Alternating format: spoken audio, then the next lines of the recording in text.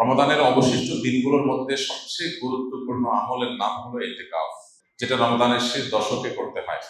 ইতিকাফ অবশ্য রমজানের প্রথম দশক, মাঝের দশক, এই দিনগুলোতেও করা যায়, একদিন দুই দিনও করা যায়, কিন্তু মাসনুন যে ইতিকাফ নবী করিম সাল্লাল্লাহু আলাইহি সাল্লামের রমাদানে, সেই প্রতিষ্ঠিত সুন্নাহ নবী সাল্লাল্লাহু আলাইহি সাল্লামের রমাদানে, সেটি হলো রমজানের শেষ দশকে ইতিকাফ করা। শেষ দশকের ইতিকাফ সম্পর্কে মা আয়েশা রাদিয়াল্লাহু তাআলা আনহা বলেছেন, কানা নবী সাল্লাল্লাহু আলাইহি ওয়াসাল্লাম ইয়াতাকিফুল আশরাল আওয়াখির মিন রমাদান হাত্তা তাওয়াফাহুল্লাহ। নবী করিম সাল্লাল্লাহু আলাইহি ওয়াসাল্লাম রমাদান ফরজ হওয়ার পর থেকে নিয়ে যে রমজানের শেষ 10 দিন ইতিকাফ করতে শুরু করেছেন, তার ওয়াফাত পর্যন্ত, মৃত্যু পর্যন্ত প্রত্যেক বছর তিনি রমজানের শেষ 10 দিন ইতিকাফ করেছেন। এবং আবু হুরায়রা রাদিয়াল্লাহু তাআলা আনহু বর্ণিত আরেকটি হাদিস থেকে আমরা জানতে পারি যে নবী সাল্লাল্লাহু আলাইহি ওয়াসাল্লাম তার জীবনে প্রত্যেক বছর রমজানের শেষ 10 দিন ইতিকাফ করেছেন, আর জীবনের সর্বশেষ রমজান যেটি ছিল, সেই রমজানে তিনি 20 দিন ইতিকাফ করেছেন। রমজানের অর্ধেকের বেশি দিন অতিবাহিত হয়ে গেছে, বাকি অর্ধেকেরও কম সময় আমাদের সামনে আছে। এমনিতেই কিয়ামত যত নিকটবর্তী হবে, সময়ের বারাকাহ তত কমে যাবে। নবী সাল্লাল্লাহু আলাইহি সাল্লামের হাদিসে সেরকম ভবিষ্যৎবাণী করা হয়েছে। তাকারাবাজ জামান, মাস সপ্তাহের মতো দ্রুত পার হয়ে যাবে, বছর মাসের মতো অতিবাহিত হয়ে যাবে। এভাবে প্রতিটা সময়, দিন যত অতিবাহিত হবে তত সংকীর্ণ হয়ে যাবে, সময়ের বারাকা খুঁজে পাওয়া যাবে। দেখতে দেখতে দিন পার হয়ে যাবে, দিন পার হয়ে রাত চলে আসবে, রাত পার হয়ে সকাল চলে আসবে। এভাবে জীবনটা খুব দ্রুততার সাথে ক্ষয় হয়ে শেষ হয়ে যাবে, আর মূল্যবান এবং দামি সময়গুলো আরো দ্রুততার সাথেই শেষ হয়। তো রমজান মাসের যে দিনগুলো অতিবাহিত হয়ে গেছে, এই দিনগুলো এত দ্রুততার সাথে অতিবাহিত হয়েছে যে আমরা অনেকেই ভালো করে টেরও পাই নাই যে কখন রমজান শুরু হলো, আবার শেষ হওয়ার দিকেও গড়িয়ে পড়েছে।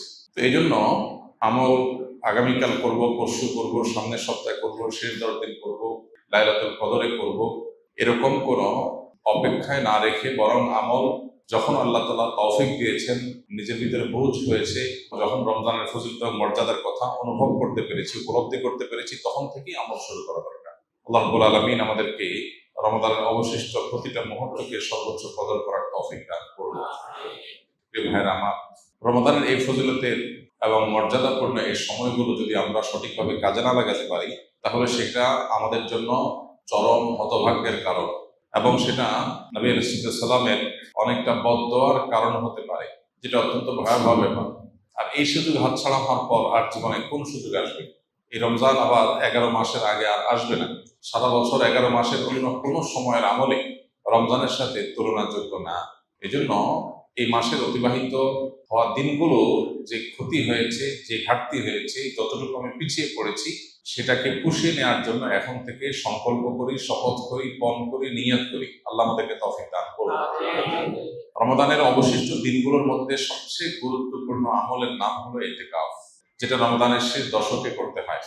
ইতিকাফ অবশ্য রমজানের প্রথম দশক, মাঝের দশক, এই দিনগুলোতেও করা যায়, একদিন দুই দিনও করা যায়, কিন্তু মাসনুন যে ইতিকাফ নবী করিম সাল্লাল্লাহু আলাইহি সাল্লামের রমাদানে, সেই প্রতিষ্ঠিত সুন্নাহ নবী সাল্লাল্লাহু আলাইহি সাল্লামের রমাদানে, সেটি হলো রমজানের শেষ দশকে ইতিকাফ করা।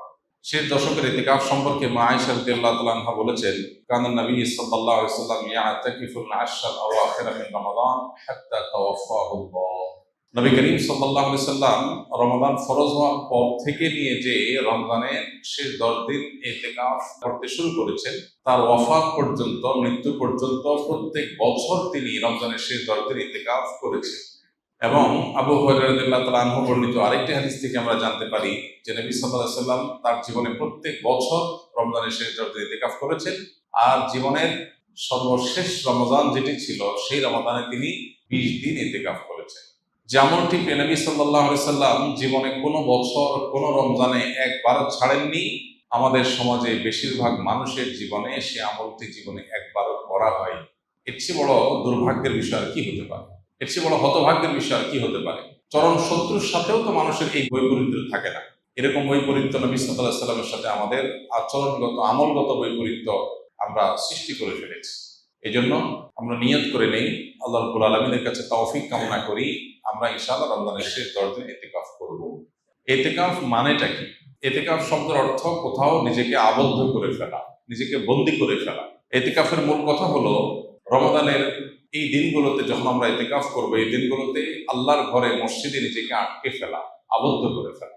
দুনিয়ার মানুষের কাছে মানুষ বিভিন্নভাবে চাইতে পারে।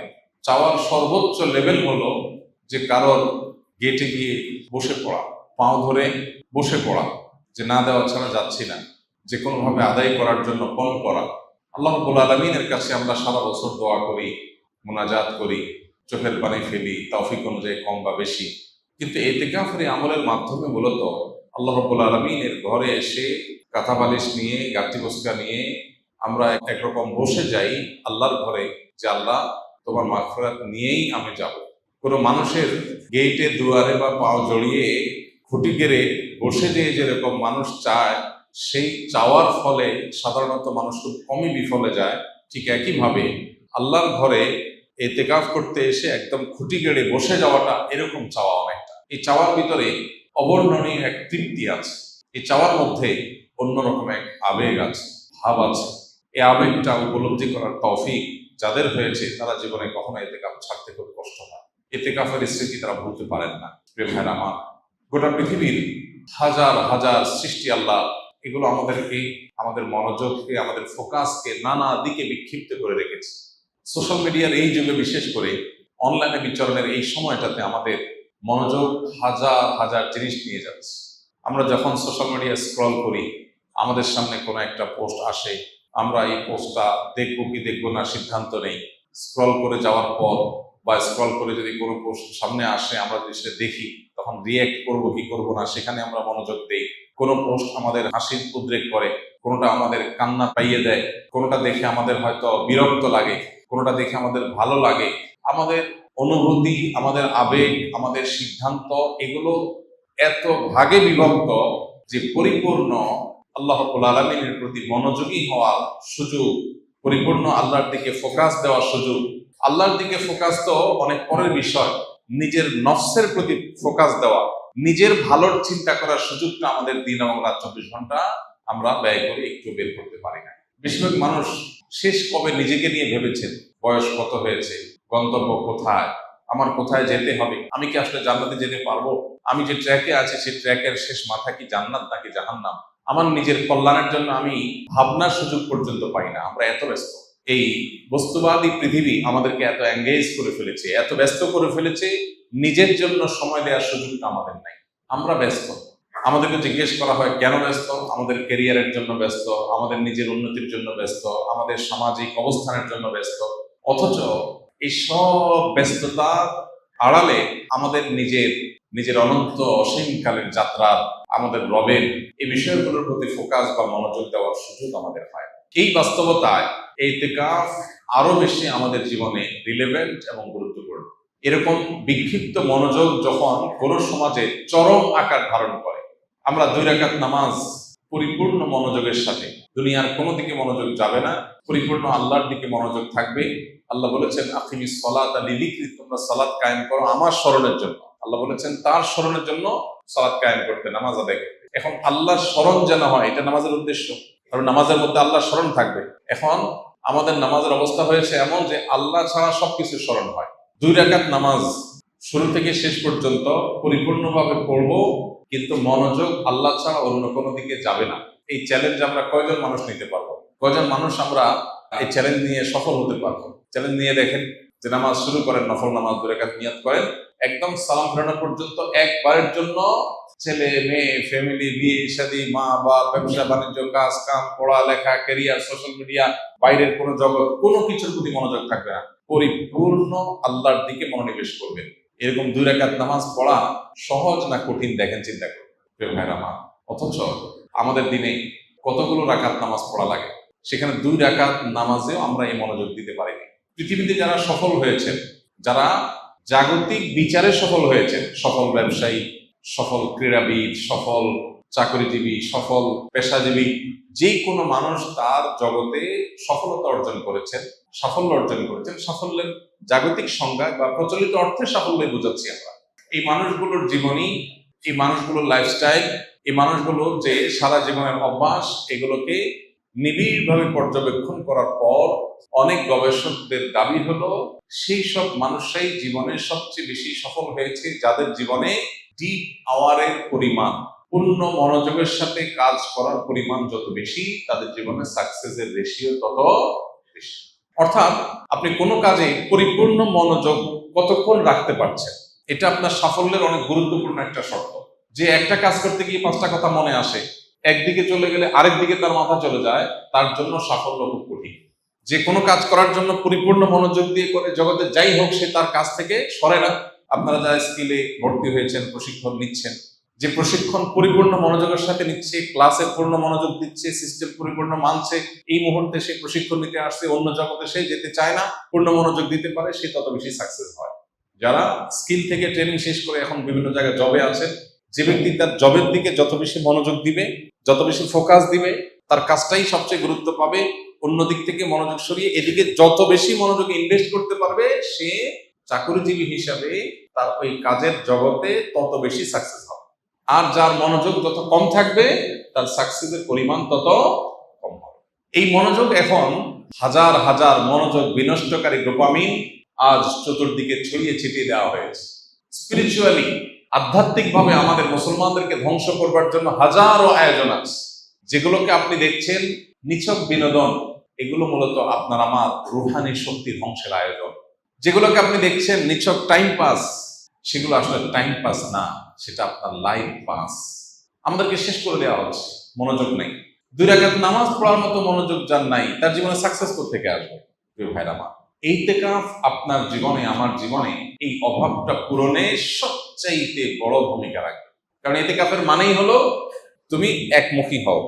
355 দিন তোমার ব্যবসা বাণিজ্য, কাজ কাম, ফ্যামিলি, সোশ্যাল মিডিয়া, তোমার আশপাশ, প্রতিবেশী, পরিবেশ ইত্যাদি ইত্যাদি, এগুলো নিয়ে হাজারটা কাজ নিয়ে তুমি ব্যস্ত ছিলে।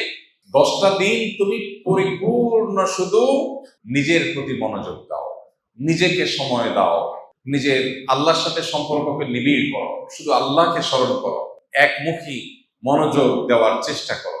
এই প্রচেষ্টার নাম ইতিকাফ। ইতিকাফ আমাদের জীবনের মিনিং চেঞ্জ করে দিতে পারে।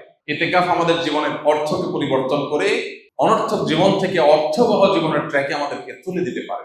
এই জন্য ইতিকাফের নিয়ত করবো তো ইনশাআল্লাহ। এই ইবাদত কত গুরুত্বপূর্ণ হলে নবীজি জীবনে কখনো ছাড়েননি। তিনি অন্য অনেক নফল আমল মাঝে মধ্যে করতেন, মাঝে মধ্যে ছাড়তেন। ইতিকাফ এমন আমল যে কখনো তিনি ছাড়তেন না। তাহলে আমলের ইম্পর্টেন্সি, এ আমলের গুরুত্ব, এ আমলের মাহাত্ম্য কত, সেটা বলার আর অপেক্ষা রাখে?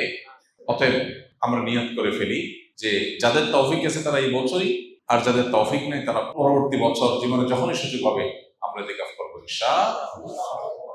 শয়তান আমাদেরকে মিথ্যা কথা বলে, আমাদেরকে দূরে সরায়। যে কোনো ভালো কাজ করতে আপনি যখন নিয়ত করবেন, শয়তান দেখবেন আপনার সামনে নানান চ্যালেঞ্জ সামনে এনে হাজির করবে। শয়তান আপনাকে বলবে, তুমি যদি ইতিকাফে বসো, তোমার কাজ কামের কি হবে, ফ্যামিলি চলবে কিভাবে, তোমাদের কেরিয়ারে ক্ষতি হবে, এরকম নানান মিথ্যা কথা শয়তান এসে বলবে। শয়তানকে বলতে হবে, আমি যদি ইতিকাফের সময় শুরু হওয়ার আগে মরে যাই, হাত পা ভেঙে হসপিটালে ভর্তি হয়ে যাই, অ্যাডমিট হয়ে যাই, আমার কাজগুলো কি সব থেমে থাকবে? পৃথিবীর সব যেটা যেখানে আছে সেখানে স্টপ হয়ে যাবে? যেহেতু আমি হসপিটালে অ্যাডমিট আছি, আমি সুস্থ হওয়ার পরে আবার সব চলবে এরকম? তাহলে আমি কোন মিথ্যা জুজুর ভয়ে আমার আমলকে পিছাচ্ছি? আগামী রমজান পর্যন্ত হায়াত পাবো সেটাও তো আমি জানি না। এই জন্য ভাই ইতিকাফে বসার নিয়ত করবো তো ইনশাআল্লাহ।